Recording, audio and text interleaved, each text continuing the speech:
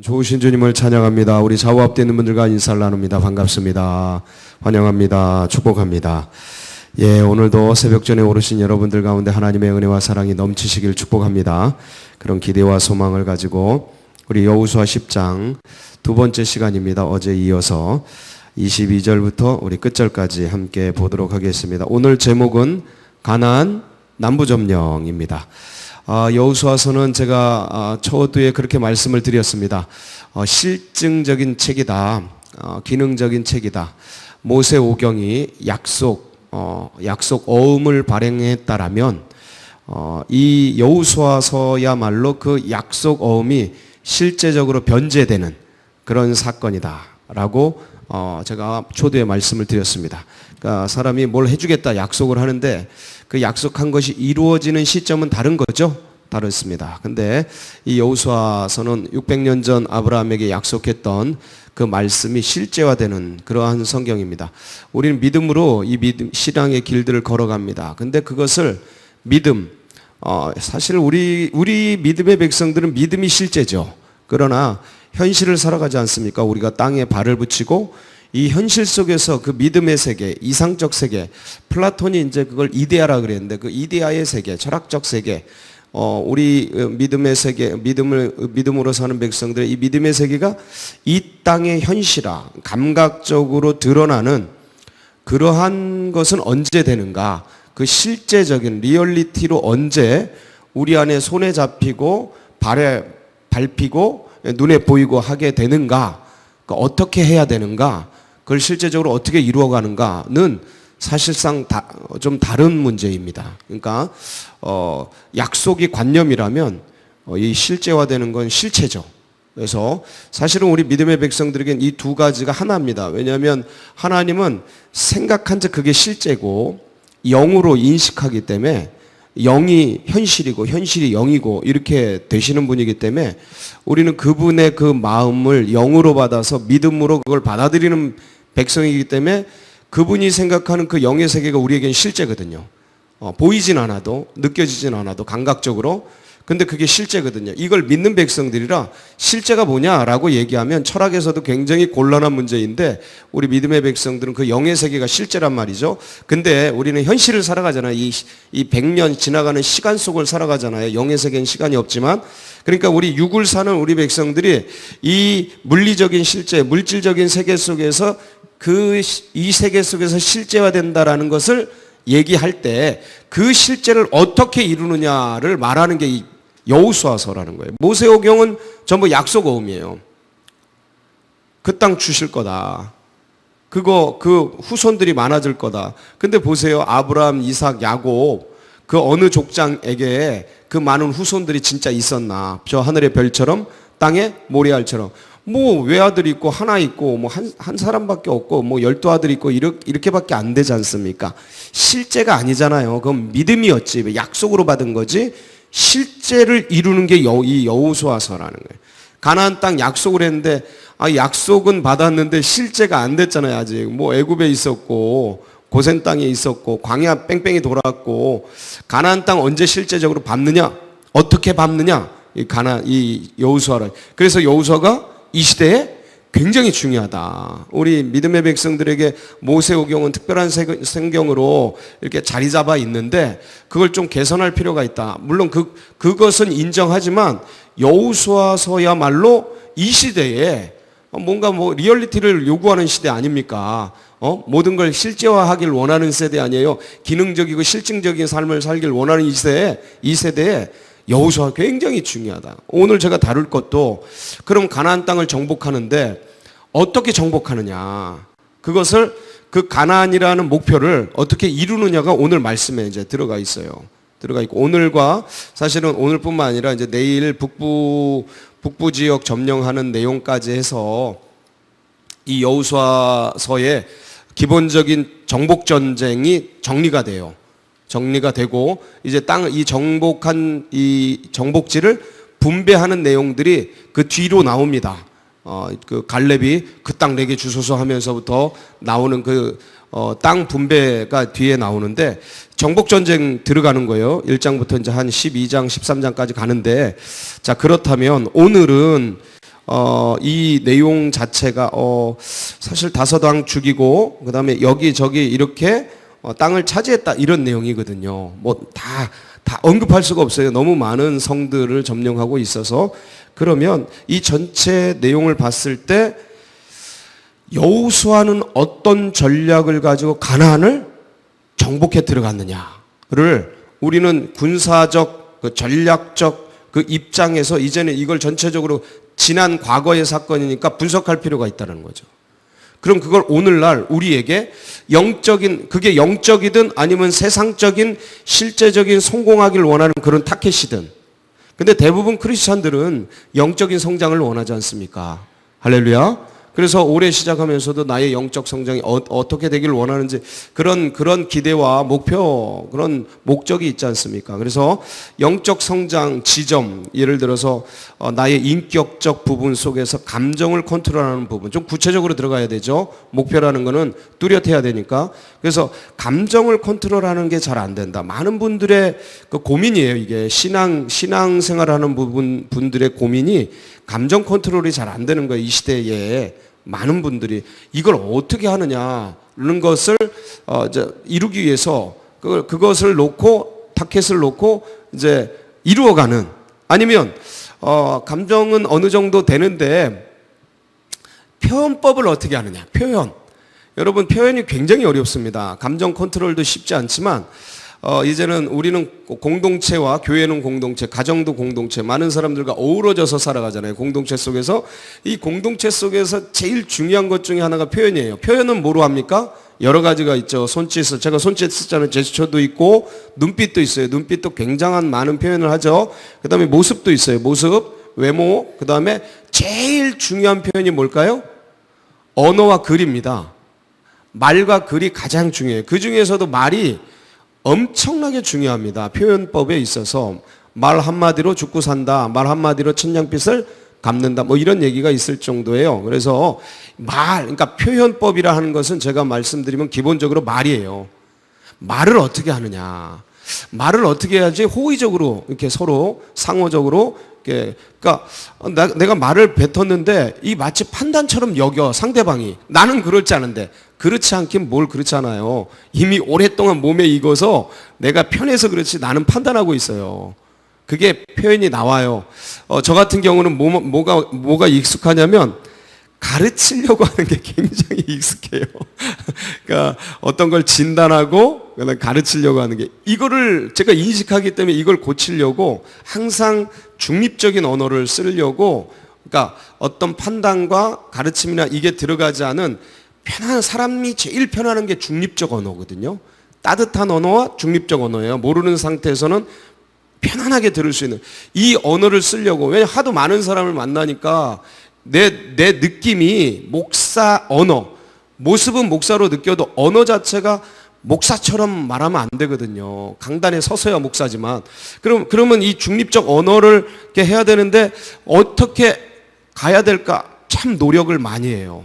노력을 많이 하는데 그게 그냥 되지는 않는다. 그것을 목표로 놓고 그걸 단계 이루어가는 과정과 이런 게 필요한데, 이게 여기에 들어가 있어요. 남부전쟁. 오늘은 남부전쟁인데, 자 보세요. 자 지도 하나 보겠습니다. 어떻게 여호수아가 가나안 땅을 들어가는가. 첫 번째, 이게 사진이 좀 작아요. 작은데, 감사합니다. 키워주셨네. 자, 여기에 이제 이게 이제 모압 평지입니다. 모압 평지. 그리고 이게 요단강 보이세요? 요단강? 요단강 건너간에 노래 찬양 많이 하죠. 그러고 나서 첫 성읍이 뭐냐면 여리고성이에요. 여리고성. 자, 여리고성이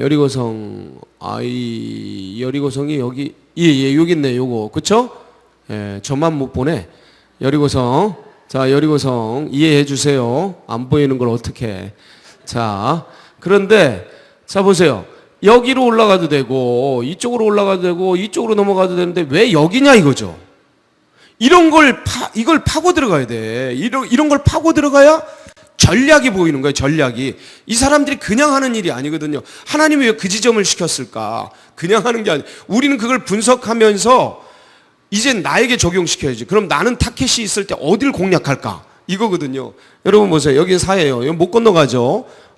그 다음에 이 전체 가나안 땅에서 가장 중요한 지점이 어딜까? 중부 지역이에요. 왜? 여기에 뭐가 있어요? 가장 노른자 위의 성읍들과 땅들이 있어요. 예루살렘이 여기 있어요. 중부에. 여리고가 가장 그러니까 지금 제가 지도를, 이 명확한 도로 지도를 안 가지고 왔는데, 이 요르단으로 넘어가는 암만이라 그러죠. 라빠라 그러기도 하고, 요르단으로 넘어가는 길이 있고, 여기서 예루살렘으로 가는 길이 있고, 이 여리고를 중심으로 여기서 아이로 가는 길이 있고, 이 여리고에서 갈릴리로 가는 길이 있고, 이 갈릴리 그러니까 남부로 내려가는 길이 있고, 동부, 서부, 이 쭉 나누어지는 가장 군사적이고 지리적인 전략적인 요충지가 어디냐? 여리고예요. 여기에 그래서 로마 시대에는 로마의 전략 사령부가 여기에 위치를 해요. 이 밑에 이런 땅은 아무 필요가 없어요. 쓰잘데기가. 여기 이 밑으로 시나이 반도가 이렇게 삼각형, 그 기억나세요? 시나이 반도? 허허 벌판이 있어요. 그거 아무 소용 없어요. 땅이 40년간 돈 땅 있죠? 전략적으로 쓸모가 없어요. 가장 중요해. 그러니까 보세요. 이렇게 와가지고 이렇게 들어가서 여길 쳐버리는 거야. 일로 안 올라가고. 여기는 굉장히 또 고산지. 그리고 여기에 가장 견고한 성이 여리고성이에요. 여리고성인데, 여리고성은 제가 말씀드렸어요. 2중 3중으로 돼 있는 강력한 요새다. 그리고 이 사해 근방에는 그 요단강이 굉장히 그 침식작용을 통해 깊이 파여서 해저 400m가 넘을 정도의 지하예요. 물이 저 해저 400m 지점에서 물이 흘러, 요단강이. 그러니까 계곡으로 물로 들어가려면 쫙 내려가야 돼. 이쪽에서는 쭉 내려가고, 다시 이제 이 요단 서편 쪽에서는 이렇게 올라가야 되는 거예요. 요단강으로 들어갔다 이렇게 쭉 올라가는 거예요. 여리고성은 해발 800m, 700m 이 지점에 있어요. 그러니까 자 보세요. 해발 해저 400m, 300m 들어갔다가 해발 700m, 800m로 올라가려면 고도가 한 1000m 차이가 나는 거예요. 1km 차이가 나는 거예요. 여러분 1km짜리 산을 올라간다고 생각해 보세요. 굉장하거든요. 쉽지 않아요. 그러니까 아무도 여기를 공략하리라고는 생각하지 않는 거죠. 가장 중요한 지점인데 아무도 여기를 공략하리라고는 생각하지 않아요. 그리고 이때가 요단 강물이 창일할 때예요. 지금이야 이제 여기 저 댐을 건설하고 뭘 건설하고 그래가지고 수위가 낮아지고 폭이 좁아졌지만, 모든 그 주석학자들, 성서학자들이 연구한 바에 의하면 요단 강물이 그때쯤엔, 지금 3000년 전이잖아요. 3000년 전쯤에는 이게 다 해서 한 1km 정도 됐을 거다 이렇게 예측을 해요. 요단강이 한 3, 4m의 수심에 1km 정도. 그러니까 한강보다 더 컸을지도 모를 정도예요. 그러니까 굉장히 큰 강이라. 지금이야 시내처럼 바뀌었지만 엄청난. 그러니까 아무도 이 물이 창일할 때 넘어오리라고는 상상하지 못하는 그때 여기를 넘어간 거예요. 자, 그래서 다음 장. 그래서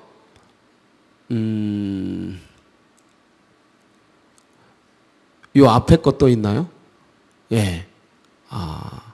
자 보세요. 이게 이제 중부 여기가 이제 길갈, 여기가 본부예요. 길갈로 돌아오죠. 전쟁을 마치고. 자, 이게 이제 여기서 여리고 차지했죠. 아이성 차지했지. 베델 차지했지. 이러니까 이제 기브온이 요쪽에 있거든요. 기브온 차지했지. 기브온은 화친 정책 맞이했잖아요. 그래서 기브온까지 이제 점령을 했어요. 그런데 이 밑에 이 소식을 듣고 기브온이 넘어갔고 베델과 아이성이 떨어졌다는 얘기를 듣고 이 남부군이 연합을 해요. 그래서 쳐들어오는데 그걸 박살을 내죠. 그러고 나서부터 이게 지금 사진이 잘렸는데 이 남쪽 지역을 점령해 들어가는 거예요. 자, 보세요. 중부, 땡큐. 자, 살아있어요. 자, 중부 들어가서 중부를 공략하는 거예요. 그 다음에 남부의 핵심 도시들을 정복하는 거예요. 딴 건 필요 없어요. 이게 필요 없는 건 아닌데, 지금 거점 전쟁을 하고 있는 거잖아요. 1차 거점 전쟁. 핵심 부위만 공략해서 차지하는 거예요. 그러고 나서 땅을 분배하고 차분차분히 점령해 가는 거죠. 이게 전부 전략이에요. 전부 전략. 그러고 나서 어디로 올라가느냐? 쭉, 자, 위로. 예, 이렇게 해서 이 북부로 올라가는 거예요. 하솔 왕이 이제 연합군을 북부 연합군은 또 구축이 돼요. 남부 연합군도 구축이 돼가지고 전쟁을 하죠. 그래서 이스라엘이 이기죠. 자, 이제 북부로 올라갑니다. 여기에 또 갈릴리 인근에 중요한 성읍들이 있어요. 그리고 이제 이렇게, 자, 거점을 딱 중부 들어가서 길갈의 거점 센터를 마련하고, 우리도 선교 전략을 이렇게 펴요. 그 도시의 가장 중요한 지점에 딱 들어가서 거점을 마련하고, 그 다음에 남부나 북부나 이제 전략적 판단에 따라서 이제 움직여가는 거죠. 그래가지고 그 다음 이제 이거 넘어가면, 예, 이게 이제 실제적으로 들어가가지고 여리고에서부터 자세한 거예요. 이거는 이제 전쟁을 어떻게 치렀는지, 기브온, 여기에 이제 연합군이 쳐들어오죠. 기브온. 그래서 밤새 야간 기습을 해서 그 남부 연합군을 박살내죠. 박살낸다고 게임이 끝나는 건 아니에요. 각 성이 있잖아요. 그래서 이제 성을 찾아서 일로 도망가요. 이 남부 연합군이 끝까지 쫓아가서 다 없애버리는데, 그래서 이제부터 이제 예루살렘 차지하고 베들레헴, 그 다음에 이렇게 쭉 해가지고 막게다까지, 에글론까지, 헤브론까지 차지하고 여기까지 내려와요. 드빌까지. 성경을 보면 라기스, 그 다음에 에글론, 헤브론, 드빌. 38절에 보면 드빌 나오죠. 드빌까지 점령을 하고 이제 길갈로 다시 올라오는 거예요. 길갈로. 그러니까 보세요. 중부 들어갔다가 남부로 갔다가 북부로 올라가는 거예요. 이게 가나안 정복 전쟁의 어떤 대략적인 전쟁이에요. 자, 그러면 이제 이것을 우리에게 끄집어 옵니다. 제가 초두에 말씀드린 것처럼, 자, 그러면 우리의 신앙과 영성과 특히 인격과 어떤 언어, 이런 것들을 어떻게 전략적으로 성장하고 그 다음에 성숙시킬까? 우리 믿음의 백성들은 이 길을 어떻게 갈까? 목표가 있어야 돼. 제일 중요한 건 처음에 뭐가 있어야 된다? 목표가 있어야 돼요. 첫째, 목표를 정해라. 두 번째, 이 목표에 다다를 수 있는 전략들을 하나 세워가야 돼요.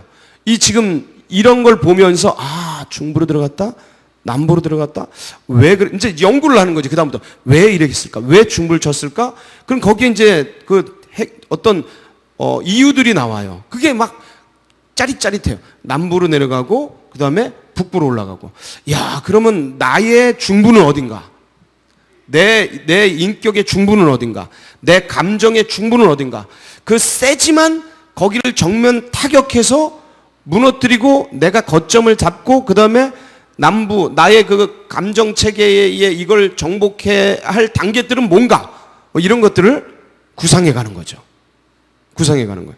저는 성경을 제가 설교를 준비하지 않습니까? 설교를 하는 입장이, 설교도 하나의 목표잖아요. 이 설교를 어떻게 할 건가 딱 하면 제일 먼저는 저는 이미 목표가 있어요. 우리는 인격 아니면 어떤 영성, 신앙, 이거는 목표를 정해야 되잖아요. 근데 저는 목표가 이미 있어. 그러니까 이 새벽 설교를 어떻게 해야겠다. 그러면 딱 내용을 보고 구상을 해요. 첫 번째 구상. 머릿속에서 이걸 계속 묵상하면서 듣고 묵상하고 이걸 어떻게 요리할 건가를 구상을 해. 그 다음에 구상된 어떤 그 이미지들, 내용들을 이거를 전달할 수 있도록 구성을 해요. 처음엔 화두를 뭐로 던지고 구성을 해. 그 다음에 실제적으로 구사하는 거예요. 말로 구사하는 거예요. 자, 보자. 구상, 구성, 구사. 이렇게 3구라고 저는 생각을 하고 그렇게 준비를 해 가는데, 이렇게 근데 똑같아. 목표를 타켓을 정하고 그 다음에 전략을 짜서 그거를 실제적으로 실행해 가는 거예요. 이것을 그러면 믿음의 백성들은 어느 게 일생의 목표가 돼야 될까? 에베소서 4장 13절, 15절인데 두 절 볼까요? 시작. 우리가 다 하나님의 아들을 믿는 것과 아는 일에 하나가 되어 온전한 사람을 이루어 그리스도의 장성한 분량이 충만한 데까지 이르리니. 잘 보세요. 잠깐. 우리가 믿는 것과 뭐 하는 것에? 아는 것. 믿는 것과 아는 것. 믿는 것은 받아들이잖아요. 은혜로 우리가 받아들이는데 이것을 실제적으로 야다하는 것, 아는 것은 또 다른 문제예요. 그러니까 무슨 말이냐면 예수 그리스도의 사랑을 믿어요. 그냥 믿죠. 예수님 하나님의 사랑이셔요. 십자가에서 나를 위해 죽으셨어요. 믿죠. 받아들이죠. 근데 이게 내 영으로 아는 거는 시차가 있어요. 시차가. 그러니까 믿는 것과 아는 것을 하나가 되게 만드는 이 과정을 가야 온전한 그 지식이 온전한 상태, 영적 지식이 온전한 상태에 이르게 되고, 그리고 그 목표가 뭐냐면 그리스도의 장성한 분량, 이게 충만한데, 그러니까 그리스도께서 이루신 그 분량까지 가는 게 이제 목표로 잡고, 되게 높아요 목표가. 근데 이 목표를 잡고, 그래서 15절 시작. 오직 사랑 안에서 참된 것을 하여 범사에 그에게까지 자랄지라. 그는 머리니 곧 그래서 모든 일에 그에게까지 인격과 영성과 신앙과 언어와 성경과 복음과 이런 모든 것이. 제가 여러분에게 권면드리는 것은 올 한 해 이 모든 신앙과 영성과 인격, 성경, 복음, 이게 한꺼번에 나오는 게 뭐냐면 언어다. 언어가 가장 중요한 시대 속에 산다 우리가. 그래서 언어를 어떻게 구사하고 어떻게 얘기하고 어떻게 말하느냐, 이 언어에 어떤 뉘앙스를 넣고 느낌을 넣느냐, 굉장히 중요한 시대다. 그래서 그러니까 우리 하나님의 존재 방식이 뭐라고요? 인간이 인식할 수 있는 하나님의 존재 방식이 언어예요. 언어. 말씀이라고 하죠. 언어시라니까요. 언어. 그래서 이 언어를 이해한다, 언어를 말한다, 구사한다, 이건 이 시대에 영적으로도 중요하고 실제적으로 살아가는 이 생활 속에서도 너무너무 중요하다. 어떤 사람은 굉장히 좋은데 말하는 걸 들으면 이게 좀 이게 뭐가 안 맞는 경우가 있어요. 그래서 이걸 어떻게 바꾸지 굉장히 고민 많이 하는데, 이런 것들 하나의 타켓으로 놓고 목표로 놓고 만들어가는, 그래서 그리스도의 장성한 분량까지 자라가는 여러분 모두가 되시길 축복합니다. 같이 기도하시겠습니다. 이게 시간이 참 아쉽습니다. 그렇지만 이런 것들을 우리가 올 한올 또 하루를 살아가면서 하나님 이것을 이루어가는 그런 삶의 현장이 되게 하옵소서. 사모하면서 우리 또 자녀손들, 우리 다음 세대들이 이런 신앙으로 자라가고, 그리고 또 우리 청년들 26일 날 이제 동계 수련회 하게 되는데 기도해 주시고, 교회와 나라와 민족 여러분 각자의 기도 제목 붙들고 우리 주여 한번 부르짖고 기도하며 나갑니다. 부르짖습니다. 주여